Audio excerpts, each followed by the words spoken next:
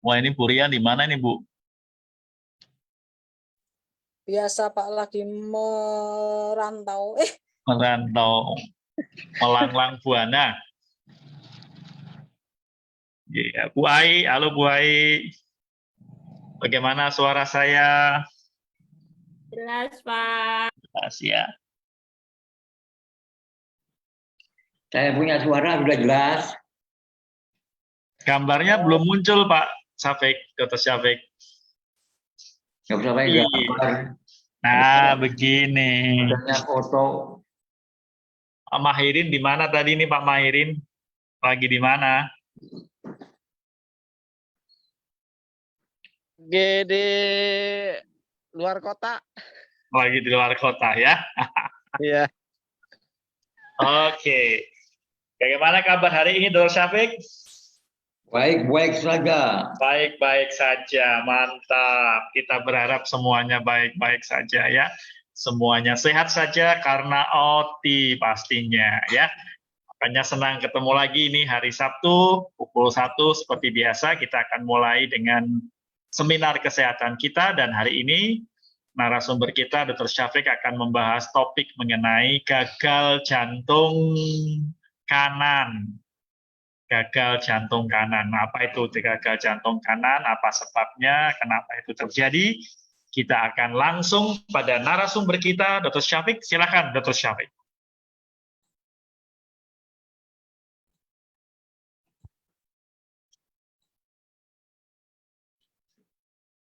Selamat siang pada peserta seminar yang saya hormati. Kita akan bicara soal jantung atau gagal jantung. Dari gambar ini kita lihat bahwa inilah sistem peredaran darah. Bahwa di sisi kanan ada sistem arteri, sisi kiri ada sistem venosa. Sistem venosa adalah membawa darah venous, darah yang mengandung banyak CO2, sedangkan yang arteri mengandung banyak oksigen. Anda lihat di sini ada dua sistem, ada sistem yang ke tubuh, ada sistem yang ke paru-paru. Jadi ada sistem darah utama, sistem darah paru-paru. Nah, sistem darah yang ke arah paru-paru ini adalah dalam rangka yang tadi mengandung banyak CO2 tadi diganti dengan O2 sehingga terjadi sistem arteri yang masuk ke bilik dan serambi kiri dari jantung. Ya. Anda lihat ini misalnya dari kaki, vena-vena, darah venanya ini kan naik ke atas melawan gravitasi yang disebut dengan venous return, bersama-sama dengan vena-vena yang dari hepar, kemudian juga masuk ke dalam jantung kanan. Sedangkan yang dari atas, Anda lihat ini dari kepala, dari leher, itu juga menuju ke jantung kanan. Kemudian darah vena ini kemudian melalui arteria pulmonalis, disebut arteri karena mengandung CO2, pergi ke paru-paru, di mana CO2-nya akan diganti dengan O2 melalui pernapasan, sehingga dengan demikian keluarlah arteria pulmonalis, vena pulmonalis menuju ke jantung kiri, kemudian menuju ke ventricle kiri untuk kemudian dicurahkan masuk ke dalam sistem arteri yang utama. Yang pertama adalah aorta untuk menuju ke daerah kepala dan daerah bawah, sehingga seluruh organ, seluruh jaringan mendapat distribusi darah sesuai dengan fungsinya masing-masing. Jadi Anda lihat di sini jantung terdiri atas 4 ruangan, ada atrium kanan dan kiri, ada ventricle kanan dan kiri. Yang kanan untuk mengisi darah vena, sedangkan yang kiri untuk darah bersih. Nah, kalau kita ngukur tekanan darah, biasanya ada 2 angka. Angka paling atas adalah yang namanya tekanan sistolik. Yang di bawah namanya tekanan diastolik. Jadi kalau tekanan sistolik itu menggambarkan besarnya cardiac output atau curah jantung. Sedangkan yang di bawah menggambarkan tahanan perifer yang ada. Jadi dengan demikian systolic blood pressure ini adalah tekanan yang dikeluarkan oleh darah ke dalam arteri, sedangkan tekanan darah sistolik adalah 120 mm Hg atau di bawahnya. Kemudian yang diastolik adalah tekanan yang ditimbulkan oleh di dalam arteri antara tiap detak jantung, sehingga normalnya adalah 80 mm/Hg. Apa fungsi daripada jantung? Adalah mengedarkan atau mengeluarkan tekanan darah. Dia juga mengedarkan darah, di mana di sini ada dua pemisahan, ada sistem paru-paru dan sistem tubuh. Jadi ada sirkulasi darah paru-paru yang mengedarkan darah menuju ke paru-paru, dan dari paru-paru menuju ke sistem, dari jantung menuju ke seluruh tubuh. Kemudian dengan demikian juga meyakinkan bahwa jantung akan selalu mengalirkan darah dalam satu arah, sedangkan dalam jantung ada katup-katup jantung yang meyakinkan bahwa aliran tadi satu arah, tidak bolak-balik. Kemudian fungsi jantung juga mengatur agar supaya suplai darah pada masing-masing organ sesuai dengan kebutuhan dapat dilaksanakan. Di sini ada yang namanya preload dan afterload. Artinya preload adalah volume darah vena yang masuk ke jantung kanan. Ya, sedangkan yang afterload adalah pertahanan daripada ventrikel kiri untuk melawan apa yang dari darah yang masuk dalam tubuh itu. Nah, jadi faktor-faktor yang mempengaruhi pompa jantung adalah preload, yaitu volume darah di dalam ventrikel pada waktu jantung mengalami diastol. Diastol adalah pengembangan. Sedangkan yang afterload adalah berapa tekanan darah yang dikeluarkan untuk mengedarkan darah. Ini tergantung kepada tekanan darah arteri dan juga tergantung pada tekanan arteri pulmonal. Di sini juga apabila terjadi gangguan penyakit atau gangguan pada katup-katup jantung akan bisa meningkatkan afterload ini. Ya, kalau ini tergantung pada venous return. Dan venous return tadi saya katakan adalah melawan gravitasi yang dari tungkai ke atas itu melalui lever dulu yang kemarin sudah kita bicarakan, yaitu sistem porta hepatis. Nah, tadi di sini ada serambi kanan, ada bilik kanan, ya. Jadi di sini ada atrium berfungsi untuk menerima darah dari seluruh tubuh, sedangkan bilik kanan berfungsi untuk memompa darah yang kayak CO2 ke paru-paru. Nih, ya, melalui katup dengan dirinya. Ini adalah arteria pulmonalis. Sedangkan di sini serambi kiri berfungsi untuk menerima darah yang kaya oksigen dari paru-paru melalui vena pulmonalis. Sedangkan bilik kiri berfungsi untuk memompa darah yang kaya oksigen ke seluruh tubuh. Inilah bagian-bagian dari jantung. Ya, di sini ada vena cava superior, yaitu yang menerima darah dari kepala dan leher dan dari tangan. Sedangkan yang di bawah ini vena cava inferior adalah menerima darah dari tungkai dan bagian perut dan dada. Ya, di sini juga ada apa yang disebut dengan arteria pulmonalis. Di sini namanya arteri tapi isinya darah vena. Sedangkan di sini adalah aorta, merupakan tipe elastik daripada arteri yang paling besar karena dia bisa menampung darah sebanyak mungkin sehingga jadi punya elastis untuk kemudian dia bercabang menjadi distribution vessel atau darah yang adalah pembuluh darah yang mendistribusikan darah sesuai dengan kebutuhan masing-masing organ dan jaringan.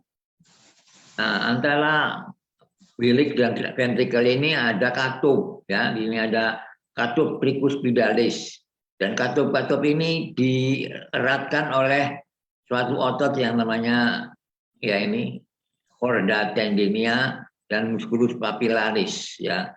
Jadi dengan kontraksinya otot ini dia akan membuka, kalau merilaks akan menutup. Ini juga pada pangkal dari arteria pulmonalis juga ada katup yang namanya katup pulmonal. Demikian juga pada arteria juga ada katup dan pada ini juga ada katup yang namanya katup aorta atau katup mitral. Nah, tiap-tiap katup tadi ada chorda tendinea yang digabungkan dengan musculus papillaris. Ini miokardium, otot jantung. yang bisa menyesuaikan. Apabila dia kerja keras, maka dia akan melawan pembesaran, dan kalau sejak pembesaran miokard tadi akan bisa menarik katup sehingga katupnya bisa bocor. Nah, ini adalah sistem otomasi jantung. Jadi jantung itu kalau diambil kemudian kita masukkan ke garam fisiologik, maka jantungnya tetap berdenyut karena dia punya sistem otomasi jantung. Yaitu dimulai di atrium ini dengan namanya nodus sinoarticularis, kemudian vibrio interatrialis menuju ke nodus atrioventricularis, kemudian ke Henle, kemudian ke seluruh bagian dari ventrikel ini. Jadi dengan demikian kita ketahui bahwa jantung mempunyai sistem otomatisasi sendiri. Nah, inilah katup-katupnya tadi dari atas. Saya ini katup bikuspidalis ya, yang menutup ini bikuspidalis yang menutup juga, dan ini katup yang membuka dari arteria dan vena pulmonalis. Nah, 4 fungsi jantung yang utama adalah memompa zat-zat nutrisi dan zat-zat yang sampah melalui tubuh. Kemudian juga memompa darah yang membawa banyak sekali gas-gas, yaitu karbon dioksida dan oksigen, yang CO2 dibawa oleh sistem vena, yang O2 oleh sistem arteri, kecuali yang arteria pulmonalis dan vena pulmonalis. Kemudian memompa darah yang membawa juga di dalamnya ada banyak hormon dan zat-zat metabolik ke seluruh tubuh. Kemudian juga mendistribusikan panas, karena dengan demikian terjadilah homeostasis. Fungsi jantung juga dikatakan adalah mengeluarkan tekanan darah, karena ada tekanan darah sistolik dan diastolik tadi, kemudian juga mengedarkan darah, juga meyakinkan bahwa aliran darah adalah satu arah dan mengatur suplai darah pada seluruh organ dan jaringan. Nah, sebelum kita membahas gagal jantung, marilah kita bahas dulu bahwa otak kita adalah ada 3 bagian otak. Otak yang biru ini adalah otaknya manusia, sedangkan otak yang merah ini otaknya mamalia, sedangkan otak yang coklat ini adalah otaknya reptil. Jadi otak kita mengandung 3 unsur, ada otak hewan, ada otak mamalia, dan otak manusia itu sendiri. Nah, yang namanya kortek itu adalah otaknya mamalia, ya, yang usianya 150.000 tahun, ya. Ini memproses semua hal-hal yang kompleks, misalnya persepsi, merencanakan, mewaspadai, dan juga mengabstraksi semua pikiran yang masuk serta bahasa yang ada. Sedangkan sistem limbik adalah sistem yang mamalia ini adalah untuk supaya berfungsi mengenai pertahanan utama prinsip, misalnya perasaan, ya, kemudian kebutuhan, ya, emosi dan lain sebagainya. Sedangkan yang otak reptil atau brainstem ini atau batang otak ini adalah yang merupakan menjaga agar tekanan darah dan juga respirasi berlangsung dengan baik. Maka dikatakan otak manusia adalah triune brain. Triune itu tiga bagian. Ya, ini ada metaforikal, ini adalah neokortek. Ada social emosi adalah limbik, dan ada fight or flight adalah yang batang otak. Ini juga sama, ini otak reptil, otak limbik, dan otak neokortek. Sama di sini ya. Jadi otak yang kortek ini adalah selalu menanyakan bagaimana dan apa, sedangkan yang limbik adalah mengapa, sedangkan yang merah itu selalu dalam kondisi krisis pertahanan tubuh. Maka triune brain, ya. Jadi terdiri atas 3 bagian, smart brain, impulsive brain, dan otak pertahanan. Ya, sama di sini adalah otak yang ketiga, otaknya manusia, merupakan otak yang paling tinggi, berfungsi untuk persepsi dan mendiferensiasikan pikiran dan emosi, mendiskriminasi perilaku-perilaku yang diperlukan, refleksi diri dan juga untuk resolusi masalah-masalah yang dihadapi serta juga bisa mencapai tujuan yang diperlukan. Sedangkan otak yang kedua ini adalah merupakan otak yang lebih rendah untuk refleks, kontrol, insting, dan juga fungsi-fungsi dorongan-dorongan dasar, misalnya pendekatan, penghindaran, kontrol hormonal, kontrol suhu, lapar dan haus, serta reproduksi, serta respirasi, dan juga refleksi jantung. Sedangkan yang paling batang otak ini adalah second brain ini untuk mengontrol adalah mengenai emosi. Di sini adalah teritorial, mengenai kecemasan, marah, serangan, maupun juga cinta kasih, kecemasan, benci, dan cemburu. Jadi dengan demikian otak manusia mengandung 3 unsur.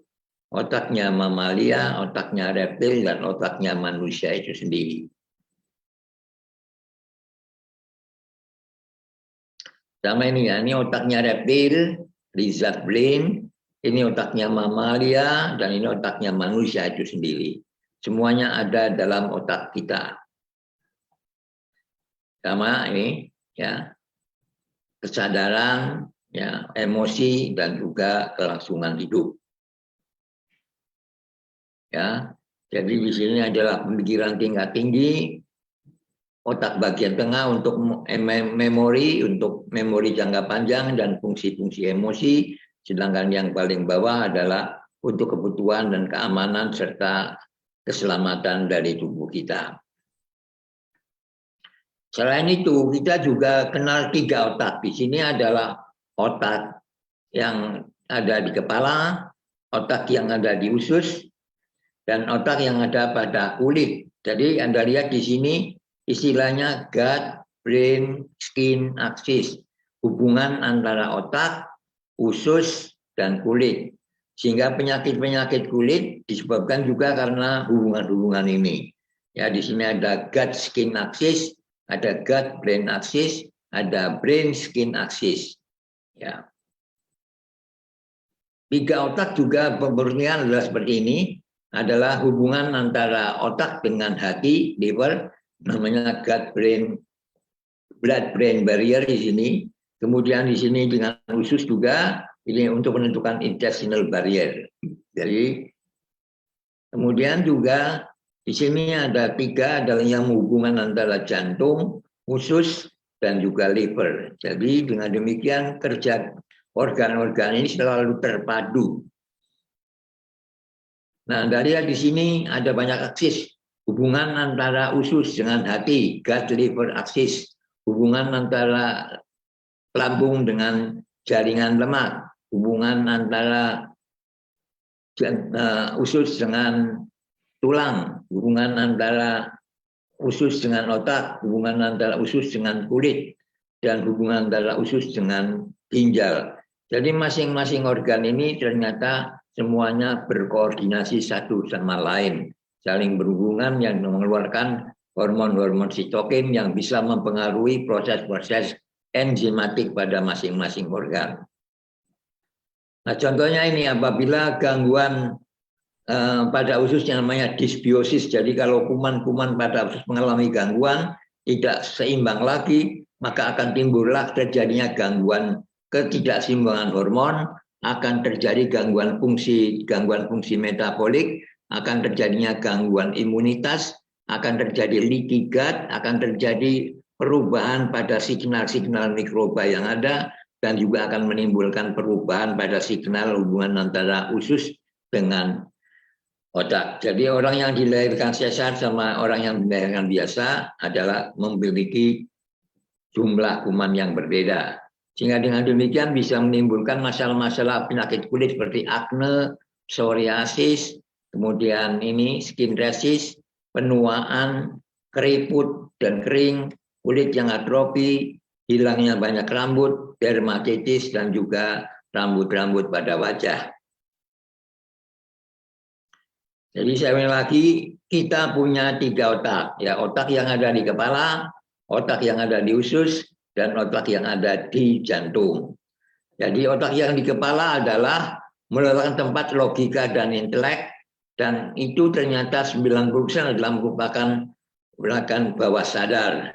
Sedangkan usus adalah 90% terdiri atas hormon serotonin dari tubuh yang berpengaruh pada manajemen mental serta dihasilkan oleh kuman-kuman yang ada di usus.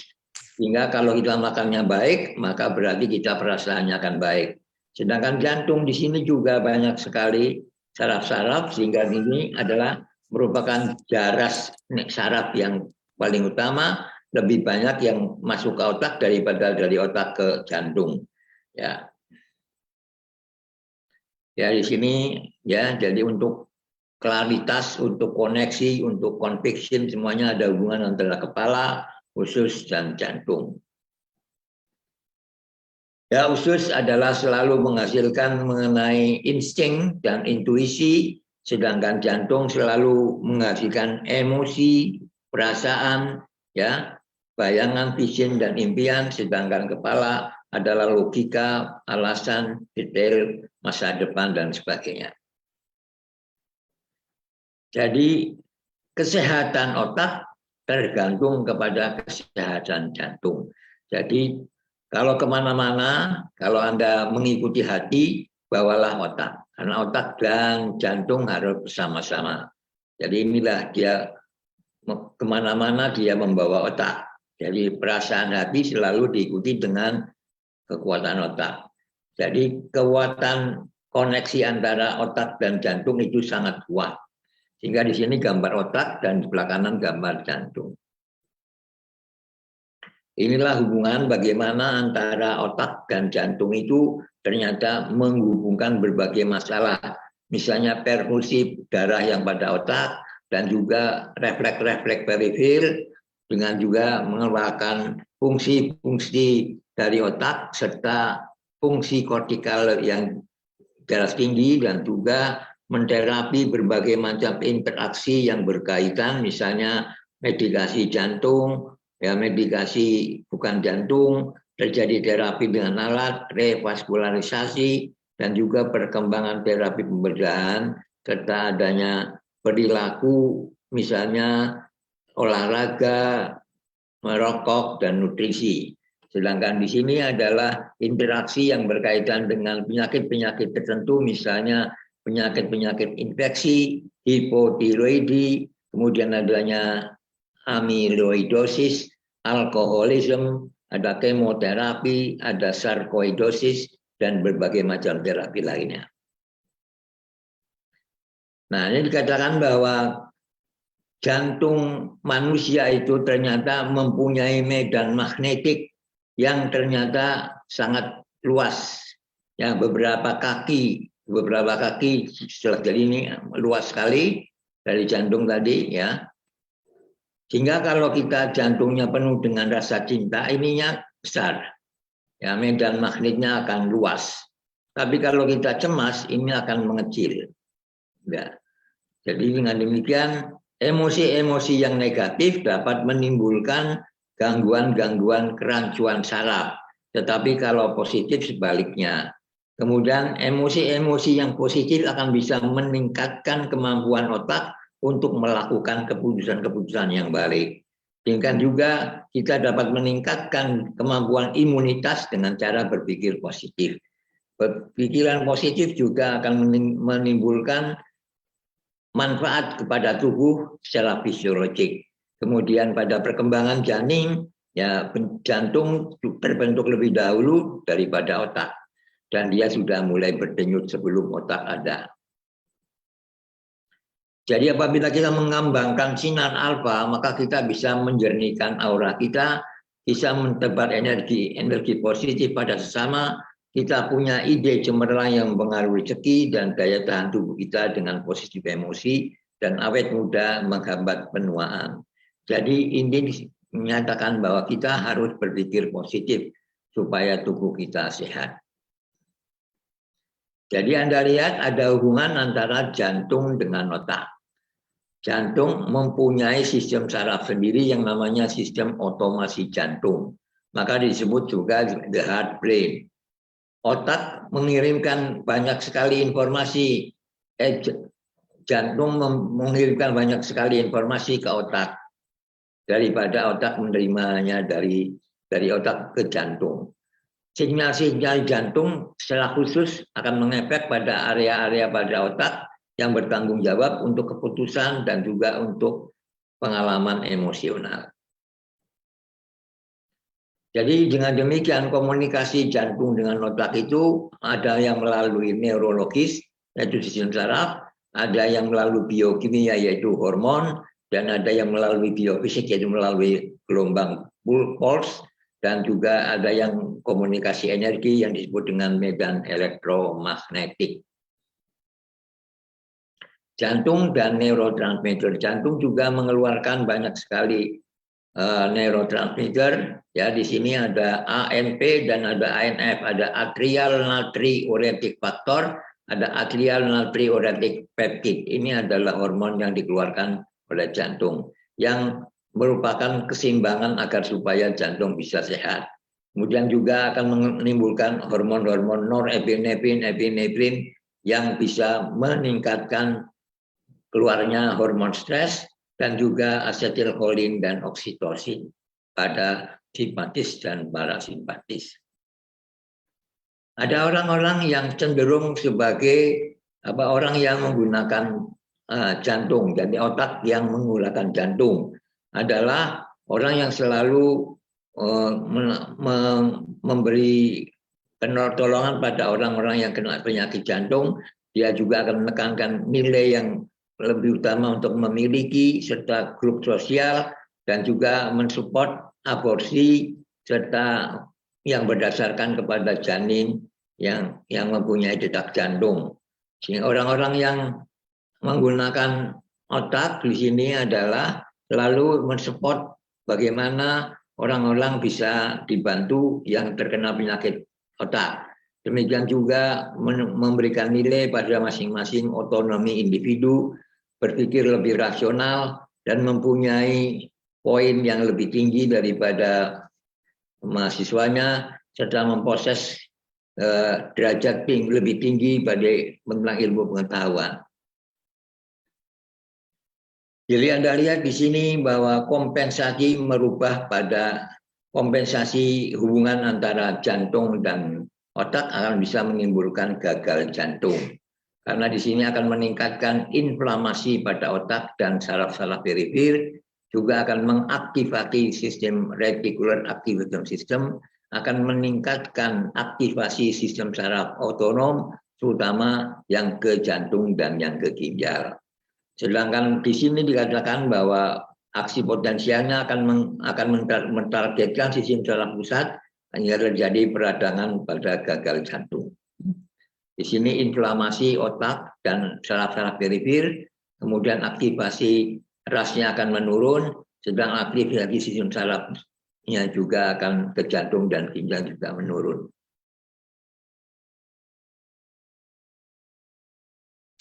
Ini otak yang paling otak manusia adalah yang namanya prefrontal cortex, merupakan resting high frekuensi, ya, memberikan aktivasi simpatetik dan juga perubahan ECG. Ya, kemudian di sini adalah insula. Korteks insula ini akan menimbulkan aritmia atrial, hipertrofi jantung, disrupsi daripada tekanan darah diurnal, serta penyakit-penyakit atau gangguan pada miokard, gangguan-gangguan pernapasan, perubahan-perubahan EKG dan terutama pada atrial fibrilasi, first degree block, ST depresi, dan gelombang-gelombang T. Sedangkan pada daerah hipokampus ini adalah berkaitan dengan hipertensi, infak miokard, atrial fibrilasi, gagal jantung, dan perubahan ECG yang terjadi pada atrial fibrilasi. Sedangkan pada batang otak akan menimbulkan aritmia ventrikel, akan menimbulkan infak miokard, akan menimbulkan bradikardi, mati mendadak, serta perubahan-perubahan ECG, terutama pada gelombang-gelombang T. Ya, Anda lihat lagi bahwa triun brain di sini bahwa kita punya otak rasional, kita punya otak mamal, kita punya otak reptil. Sehingga kadang-kala kita berpikir seperti hewan. Ini tidak perlu saya kira. Nah sekarang komunikasi antara jantung dan otak itu dari otak melalui korteks, subkorteks, medula, kemudian menghubungkan dengan medula spinalis, saraf-saraf simpatis, kemudian hubungan dengan ganglion pada jantung yang ekstensik yang terdapat pada rongga torak, dan kemudian berhubungan dengan sistem otomasi jantung yaitu sistem intrinsik dari jantung tadi, ya SA node, AB node, dan tadi yang saya telah jelaskan. Sedangkan di sini ya darah dari ganglion pada medula spinalis akan juga mengkaitkan mengenai ganglio jantung ekstrinsik, dan yang merah ini adalah menggambarkan yang aferen, yang biru adalah yang eferen simpatik, yang kuning yang parasimpatik. Jadi jelas hubungan antara jantung dan otak punya hubungan yang jelas. Apa gagal jantung itu? Gagal jantung adalah proses patofisiologis di mana jantung tidak mampu memompa secara baik sehingga tidak bisa memenuhi kebutuhan metabolik untuk jaringan-jaringan, untuk kebutuhan oksigen dan kebutuhan substrat, ya, dan juga tidak bisa memproses darah vena yang masuk secara normal atau secara meningkat. Klasifikasi dari gagal ginjal ada dua, klasifikasi menurut New York Heart Association dan klasifikasi menurut ACC-AHA, yaitu ada kelas 1 sampai 4, ada stadium A sampai B, tergantung beratnya. Di sini adalah kelas 1 ini ringan, kalau kelas 2 masih ringan, tapi kalau kelas 3 sudah sedang, dan kalau kelas 4 sudah parah. Sedangkan menurut klasifikasi yang lain, stadium A pasien masih tetap dalam kondisi risiko yang tinggi dari gagal jantungnya, tetapi tidak menimbulkan perubahan dari gangguan jantung dan gejala-gejalanya tidak begitu berat. Misalnya karena hipertensi, DM, obesitas, ya coronary artery disease, ya post myocardial infarct atau revaskularisasi, kemudian juga penyakit-penyakit vaskular perifer, ya cerebrovascular accident, juga riwayat keluarga, adanya exposure terhadap racun-racun pada jantung. Stadium B ini pasiennya mempunyai sudah ada gangguan jantung secara struktural, tapi tanpa tanda dan gejala-gejala dari gagal jantung. Misalnya menjelang myocardial impact, terjadinya hipertrofi ventricle kiri, dan juga menurunnya LVEF, dan juga penyakit-penyakit katup yang tidak menimbulkan gejala. Stadium C adalah pasien-pasien dengan penyakit-penyakit jantung yang secara struktural sudah jelas, dan juga dengan adanya gejala-gejala gagal jantung awal yang diketahui di sini adalah penyakit jantung, kemudian melihat adanya sesak napas, mudah lelah, menurunnya toleransi terhadap olahraga. Stadium D lebih parah lagi, di sini ada infark dari gagal jantung dengan menimbulkan gangguan intervensi secara khusus. Gejala-gejalanya lebih jelas, terutama pada saat istirahat, dia tidak mampu melakukan hal-hal yang secara normal. Dan biasanya pasien di sini harus mondok. Jadi gagal ginjal adalah merupakan sindrom klinis, dapat berakibat karena adanya gangguan pada jantung secara fungsi maupun secara struktural, dan dapat juga mengganggu kemampuan ventrikel untuk mengisi dengan darah yang perlu didistribusikan ke seluruh tubuh.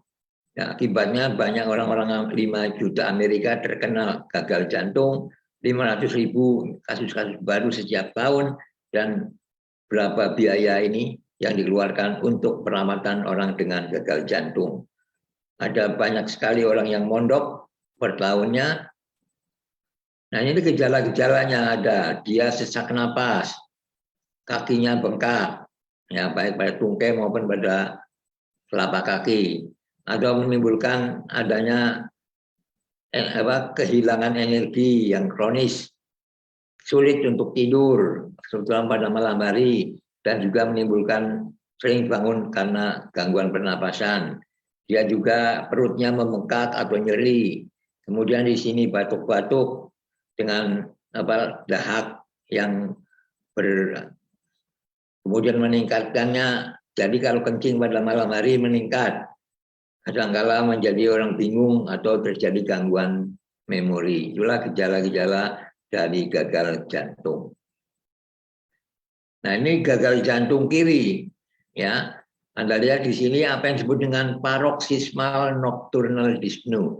Jadi orangnya tidur karena adanya cairan pada paru-parunya, maka dia terbangun karena apa? Dia sesak napas. Tapi dengan bangun, duduk dan membuka jendela, napasnya kembali longgar. Maka disebut paroxysmal nocturnal dyspnea, sesak yang timbul pada malam hari.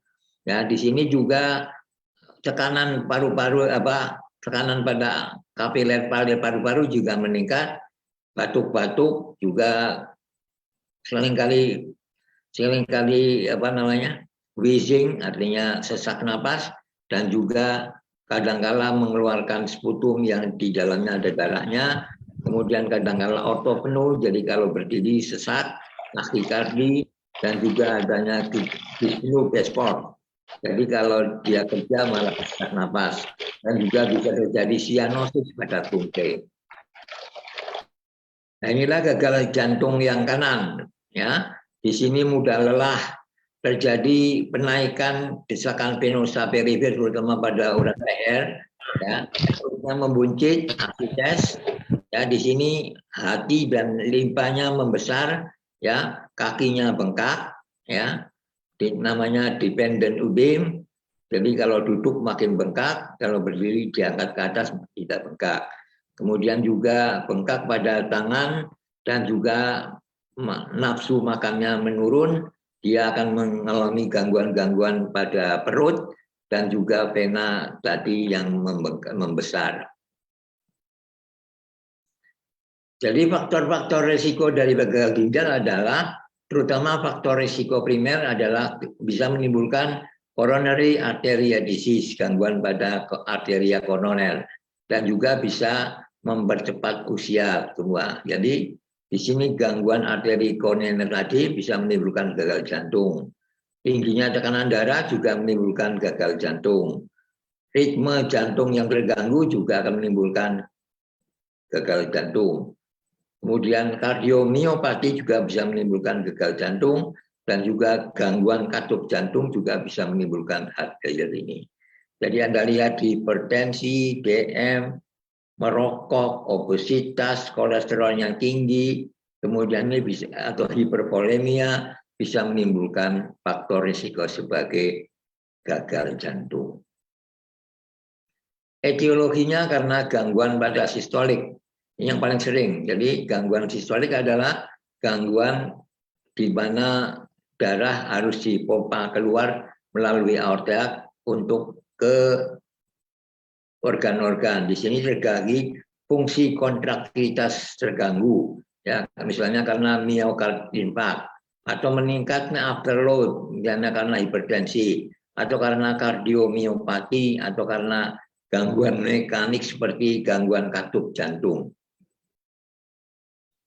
Gagal jantung juga bisa disebabkan oleh gangguan diastolik, misalnya kemampuan terjadinya gangguan kemampuan ventrikel untuk rileks dan juga bisa terisi darah selama diastol, sehingga akan menimbulkan penurunan volume stroke jantung serta cardiac output, dan juga didiagnosa berdasarkan kepada ada tidaknya kongesti paru-paru yang berupa hipertensi paru-paru dan juga hipertrofi ventrikel. Sehingga dengan demikian pada ejeksi fraksi yang normal, maka tidak membutuhkan darah untuk diejeksikan.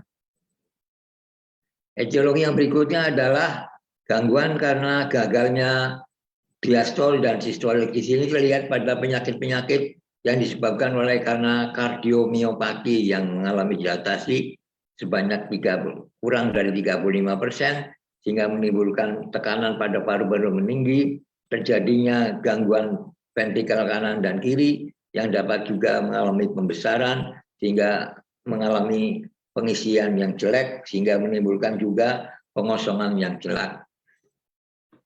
Inilah gambar jantung yang membesar dan jantung yang sudah melebar ini. Ya, ini adalah merupakan jenis kardiomyopati di mana jantung membesar dengan tanda adanya kerja jantung yang terlalu berlebihan. Di sini otot jantungnya menipis, melemah pada ventrikel kiri, dan di sini malah menebal. Gagal jantung patofisiologinya adalah bisa menimbulkan takikardi, bisa menimbulkan dilatasi ventrikel, dan juga bisa menimbulkan hipertrofi miokard jantung. Contohnya di kaki ini Anda lihat piting udin. Jadi sini kalau ditekan akan namanya melekuk di sini ya. Ini merupakan hal yang sering terjadi pada orang-orang yang kena gagal jantung. Nah, bisa enggak gagal jantung kanan tanpa jantung kiri? Bisa, maka disebut sebagai cor pulmonale. Biasanya disebabkan oleh karena adanya penyakit-penyakit paru-paru yang kronis, sehingga bisa menimbulkan pembesaran jantung. Komplikasi dari gagal jantung adalah cairan efusi pada paru-paru, adanya atrial fibrilasi yang kadangkala gangguan irama jantung, sehingga dengan demikian kontraksi atriumnya kurang begitu mencukupi, sehingga menimbulkan kardioaksi yang menurun sebanyak 20% sampai 25%, dan juga cenderung bisa menimbulkan trombus atau emboli yang bisa menimbulkan stroke. Komplikasi gagal jantung juga adalah gangguan disritmia pada janin, ya bisa terjadinya kematian mendadak, kemudian juga bisa menyebabkan hepatomegali, terutama apabila right ventricle-nya mengalami kegagalan janin. Ada fibrosis, ada sirosis, ya, dan kemudian juga gangguan insufiensi pada ginjal yang namanya cardiorenal syndrome. Tes-tes yang harus dilakukan untuk mendiagnosa ada tidaknya gagal ginjal bisa melalui EKG, bisa melalui ronsen, bisa melalui pemeriksaan darah lengkap, bisa melalui urinalisa, bisa menghitung kadar elektrolit serum, termasuk kalsium dan magnesium, dan juga memeriksa kadar BUN, blood urea nitrogen, dan juga serum kreatinin, glukosa, fasting lipid profile, dan liver function test, dan sebagainya. Nah, inilah gambaran ronsennya orang yang normal, dan ini yang menimbulkan edema paru-paru, ya. Jadi lebar ini jantungnya membesar.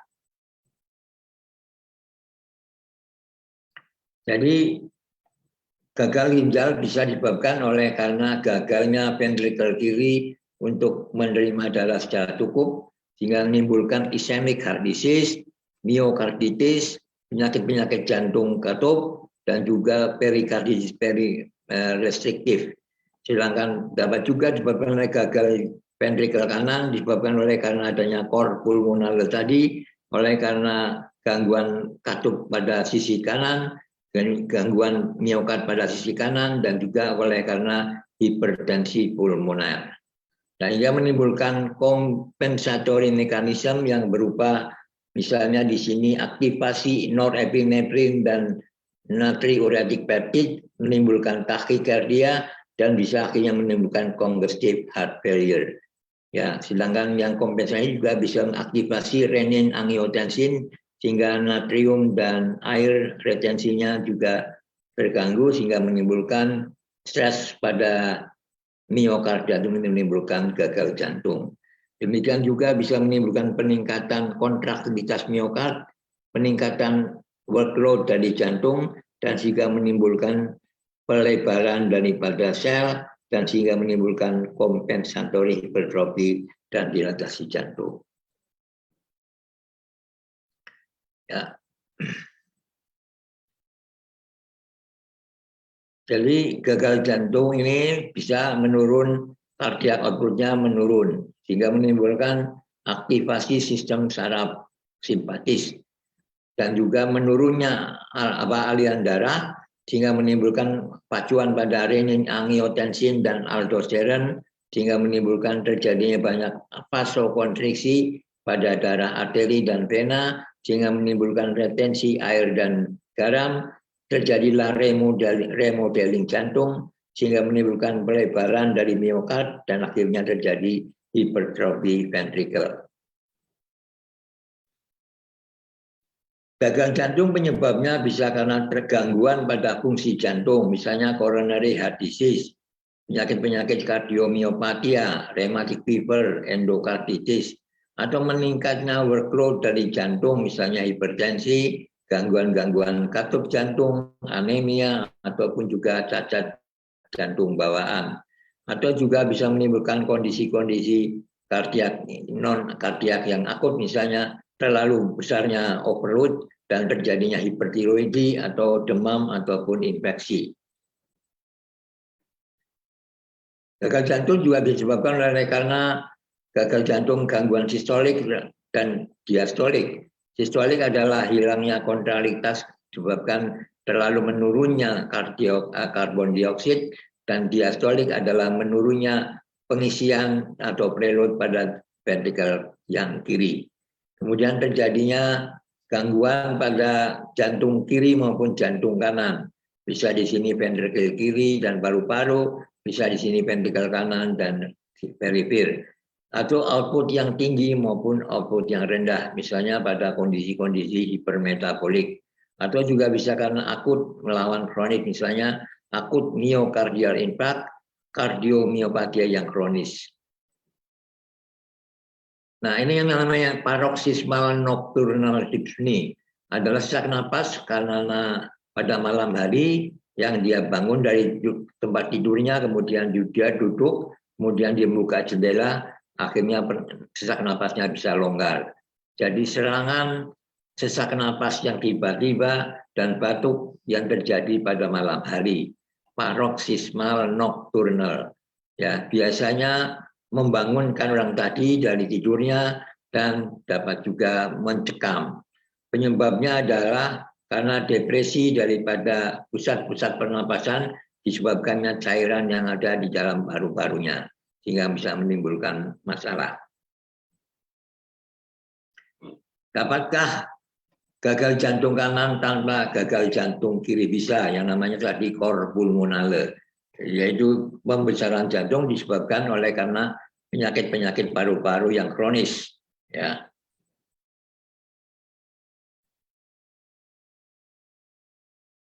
Bagaimana agar kita tidak terkena gagal jantung? Kita mempunyai cara berpikir fisik, emosi, dan spiritual dan mental yang baik. Di sini adalah luwes secara fisik, endurance-nya baik karena olahraga yang cukup, kekuatannya juga cukup, fleksibel mentalnya juga cukup baik, atensinya juga baik, dan juga kemampuan untuk memfokuskan diri dan juga bisa menimbulkan pandangan-pandangan yang multiple. Sedangkan spiritualnya juga luas, bisa mengkomit terhadap nilai-nilai yang ada dan bisa memberi toleransi pada orang lain dan keyakinan orang lain. Atau juga fleksibilitas emosi, kemudian bisa melihat secara positif dan bisa mengatur diri sendiri. Apa tip untuk supaya jantung kita sehat? Be happy, kita bahagia dan mempunyai cara pandang positif. Ya, kemudian menjaga agar supaya stres yang terjadi tidak mempengaruhi kehidupan kita dan kita bisa meminta pertolongan orang lain. Atau juga karena meditasi, bisa melakukan meditasi yang baik, atau juga bisa melakukan hobi-hobi yang ada rekreasi yang cukup baik, dapat juga memelihara kesehatan mental, menghindari rokok dan alkohol, kemudian kebiasaan makan yang sehat, tidur yang cukup, dan juga istirahat yang cukup. Kemudian selalu mencekap mengenai kadar lipidnya, kadar tekanan darah, dan juga kadar gula darah. Kemudian juga bisa mensupport supaya lebih sangat penting. Jadi kehidupan sosialnya juga penting. Dan yang saya tambahkan adalah dia selalu konsumsi OT secara kebiasaan. Inilah orang-orang yang mudah kena penyakit jantung. Ada perilaku A, ya, ada perilaku B, perilaku C, perilaku D.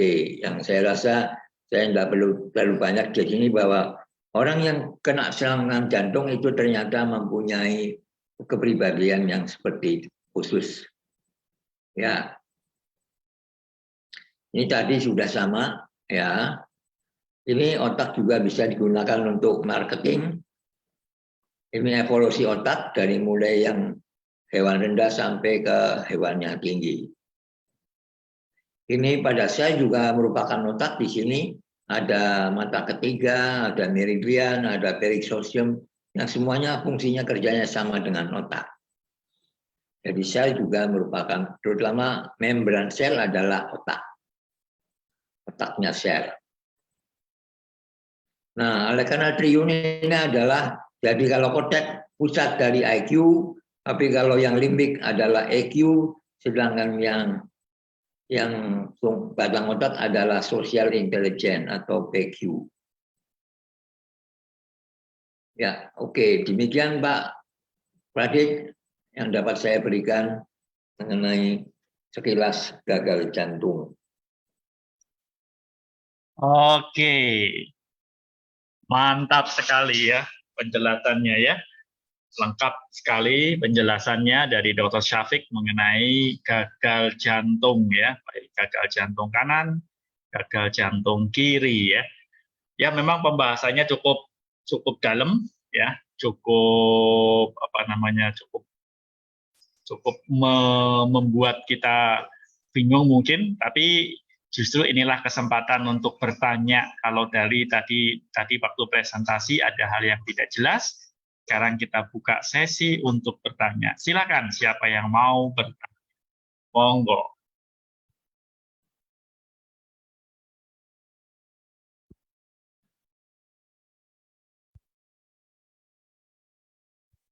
Mengheningkan cipta segera dimulai.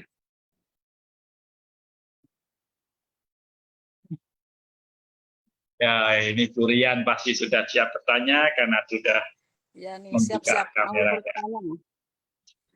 Silakan Burian. Yang enggak sih Pak, cuma apa? Sebetulnya kayak jantung itu kan sering apa?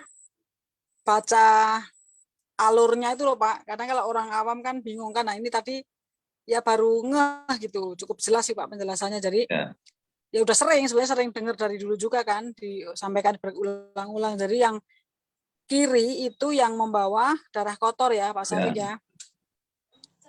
Jadi kalau darah yang bersih Yang kanan, masuk dari yang kanan menampung darah kotor, yang kiri menampung darah bersih.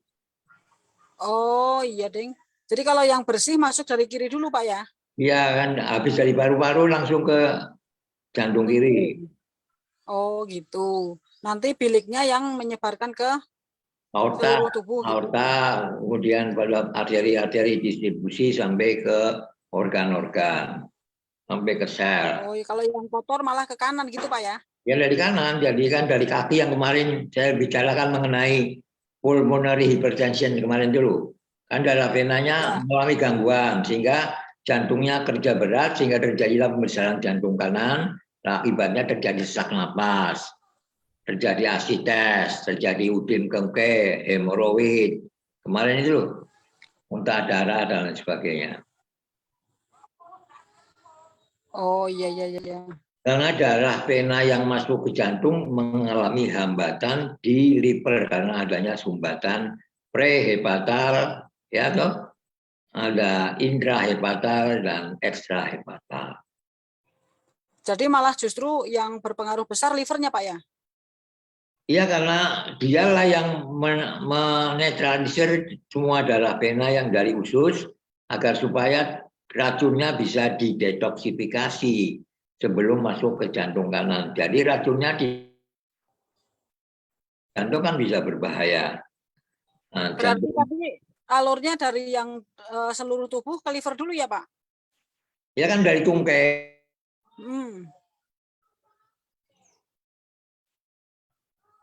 Baru masuk vena cava inferior, baru masuk ke jantung kanan. dari jantung kanan menuju ke arteria pulmonalis ke paru-paru, kemudian CO-nya diganti dengan O2 melalui respirasi, kemudian bronkus pulmonalis pergi ke jantung kiri.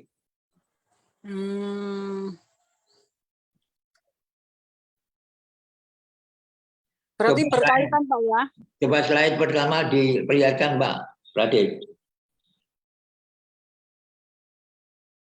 Pak Radit. Halo. Ya, Pak Radit. yo. Ya, gambar sirkulasi darah. Oke. Ini? Slide 2, ya. Nah, itu Anda lihat sendiri ya. Ya, ini yang dari tungkai ini kan melalui sistem vena ini. Ya, terus kemudian menuju jantung kanan, masuk ke arteria pulmonalis ke paru-paru, kemudian CO2-nya diganti dengan O2 melalui arteria vena pulmonalis, kemudian ke jantung kiri, baru ke aorta, masuk ke seluruh tubuh.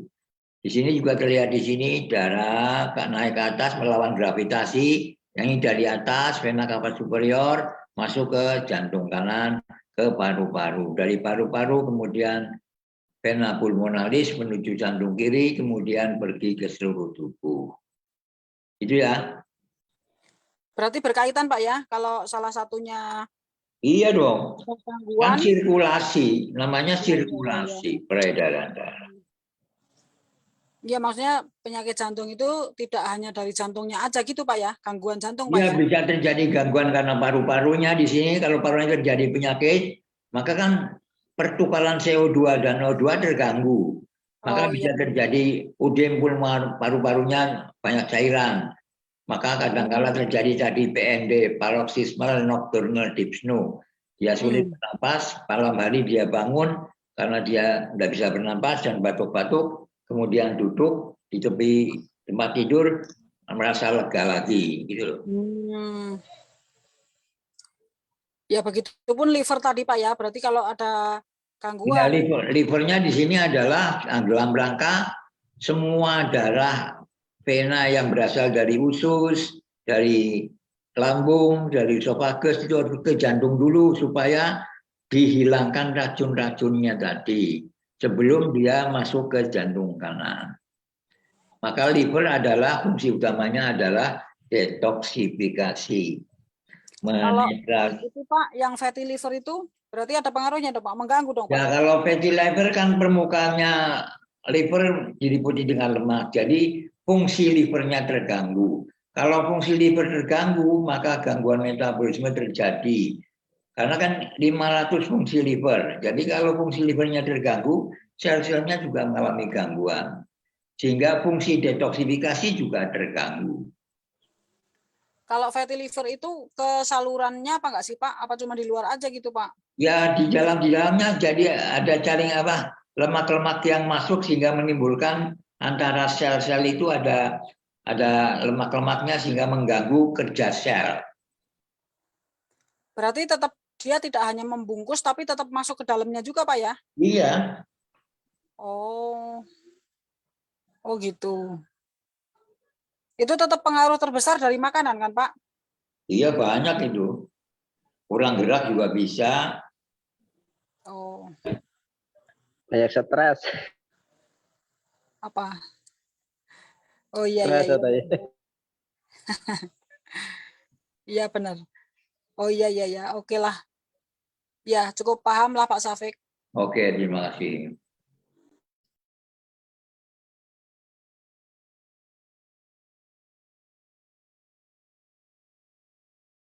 Silakan yang lain. Makan yang lain. Terima kasih Bu Rian. Yang lain mau nanya?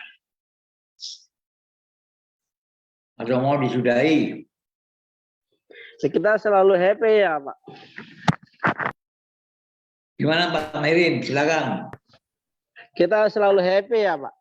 Iya dong.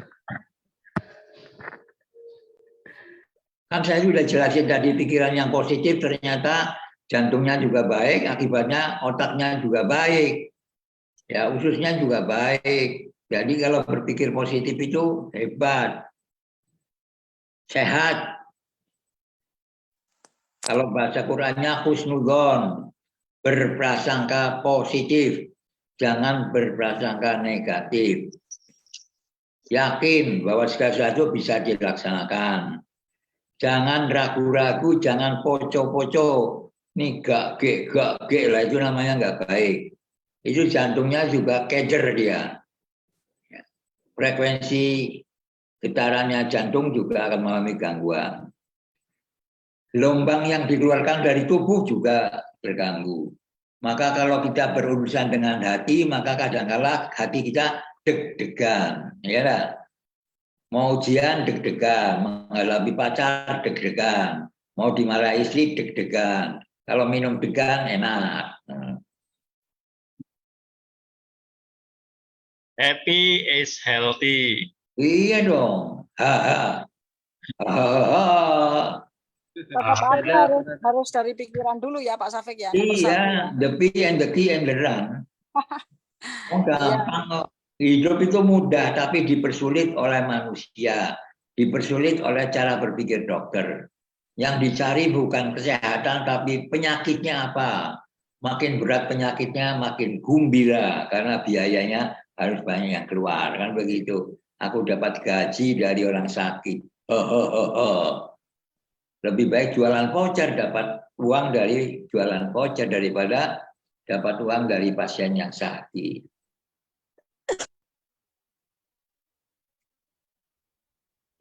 Kalau sakit, sakit. Saya mau nanya. Kalau pakai obat kosan, wahid.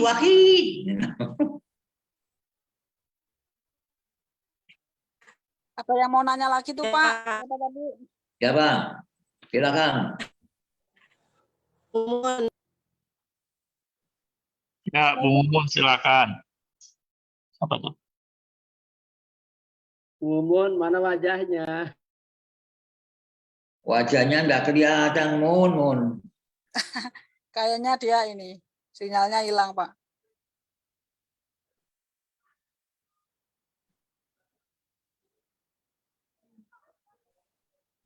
Bu Ai sakit hati enggak Bu Ai?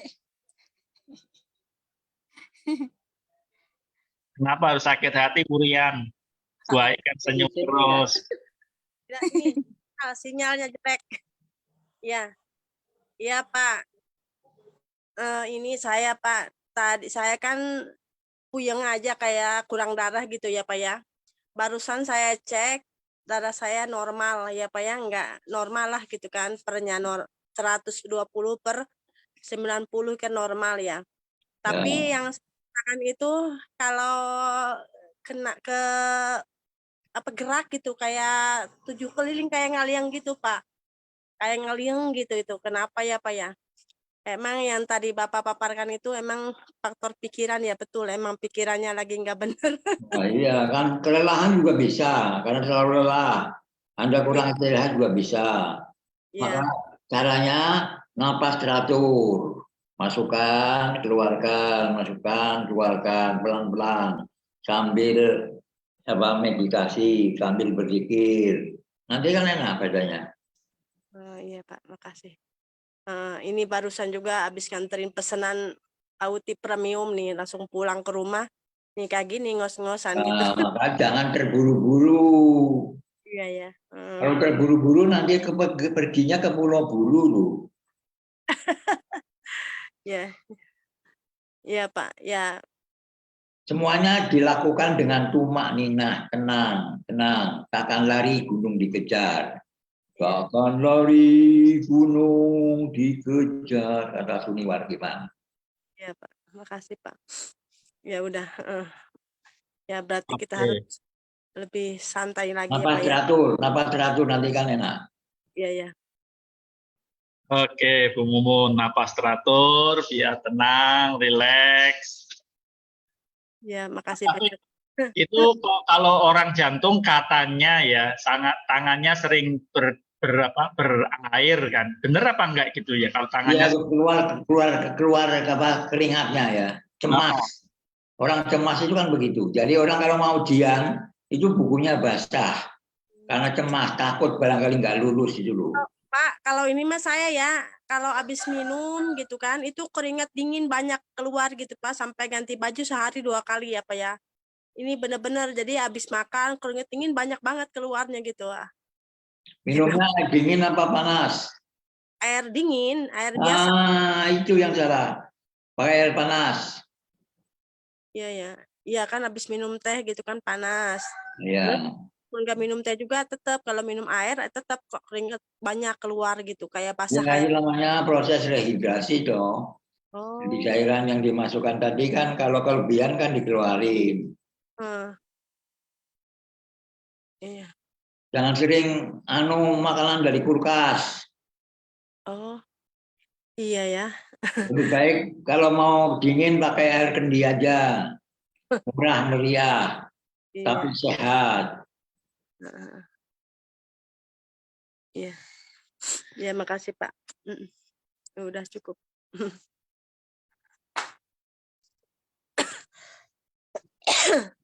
Untuk ngetes jantung kita masih bagus, paling sederhana tesnya apa Pak Sapik? Ya pakai AQHS itu kan bisa. Ya? Pakai AQHS kan bisa. Oh, Pakai tensi darah juga bisa. Detak jantungnya berarti Pak, kalau tensi darah Pak? Ya bisa aja. Pokoknya Anda berpikir positif tadi, atur nafas pelan-pelan, duduk, tenangkan diri. Nanti kan jantungnya. Kan orang dulu bilang kalau lagi marah-marah, aturlah nafas, nanti tidak marah. Berarti kalau misalkan kita sudah duduk tenang, napas, rileks, tapi masih berdebarnya kencang, berarti itu kurang Itu bagus. berarti Anda pikirannya masih kacau, itu belum bisa. Maka latihan meditasi itu penting.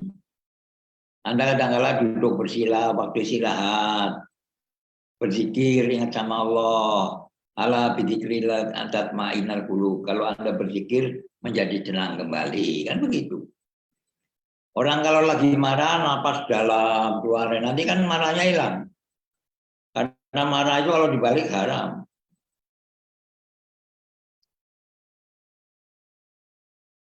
Dok, mau nanya dok. Ya, dok, silakan. Itu untuk ukuran tekanan darah, untuk normalnya apakah tekanan darah ditambah umur ya, ya dok? Ya, dengan usia. Oh iya. Biasanya kalau makin tua itu bawahnya lebih tinggi. Karena apa? Karena pembuluh darahnya banyak kaku, terjadi arteriosklerosis. Itu biasalah kalau orang sudah tua, kayak saya itu. Tapi kalau sudah melebihi dari tekanan darah yang melebihi, wah itu juga harus segera diobati. Kalau histoliknya itu berapa? 90 masih normal ya dok? Normal. Jadi kalau di bawahnya 90 normal, tapi kalau sudah 100, lebih dari 100, wah nenek bilang itu berbahaya. Nah gitu.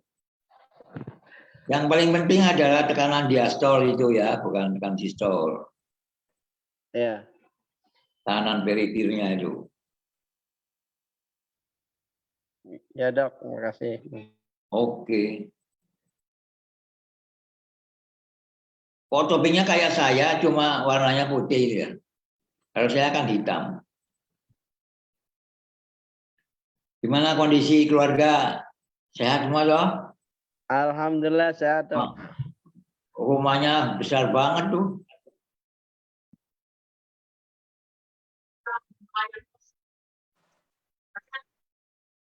Oke, masih ada pertanyaan teman-teman?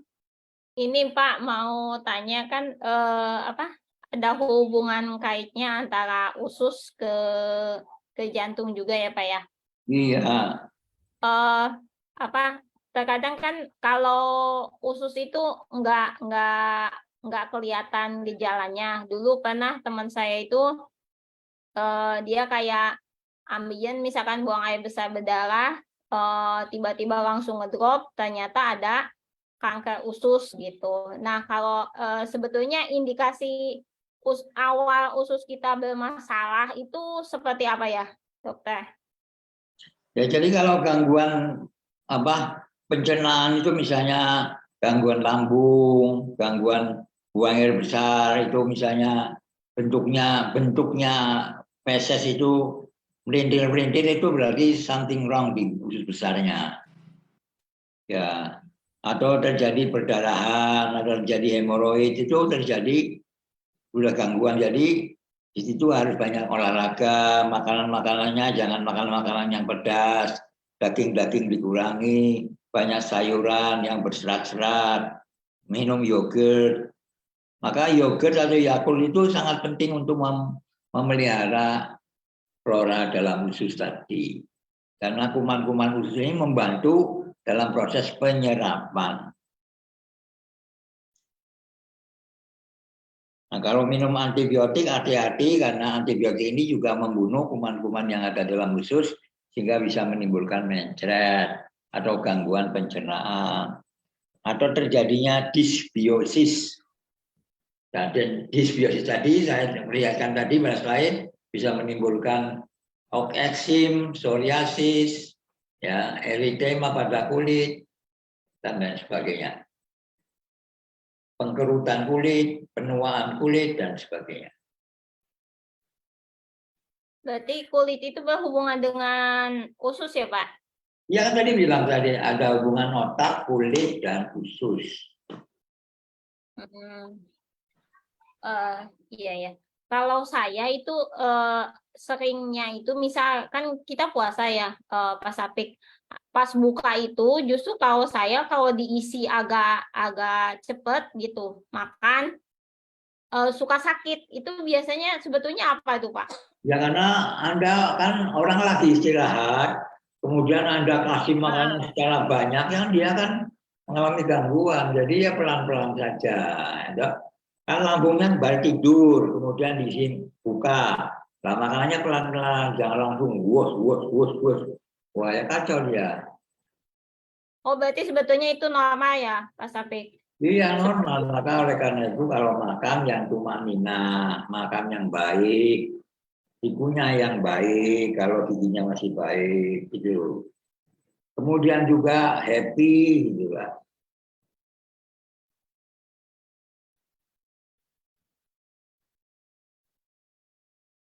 Ya, Pak Sapik, terima kasih. Kasih.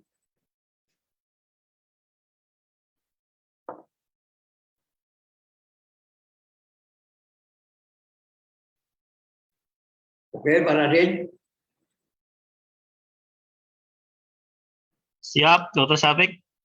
Baik, terima kasih teman-teman nih. Wah, pembahasannya menarik nih hari ini. Apakah ada topik untuk minggu depan yang mau diminta nih sama teman-teman? Topik untuk Sabtu depan. Tekanan darah. Tekanan darah, oke. Oh, Syafiq sudah pilih topiknya. Oke. Baik, terima kasih Dr. Syafiq untuk pemaparannya hari ini mengenai gagal jantung. Teman-teman bisa ingat ya, Sabtu depan kita mau bahas mengenai tekanan darah ya. Ditunggu kehadirannya untuk Sabtu depan ya. Oke, kita akan tutup acara kita ini karena sudah waktunya. Terima kasih. Kita mau hitung 5 mundur untuk menutup ruang Zoom kita ya. 5, 4, 3, 2, 2,5, 1. Oti. Dahsyat. Terima kasih. Sampai ketemu Sabtu depan ya. Oke. Terima kasih. Bye-bye.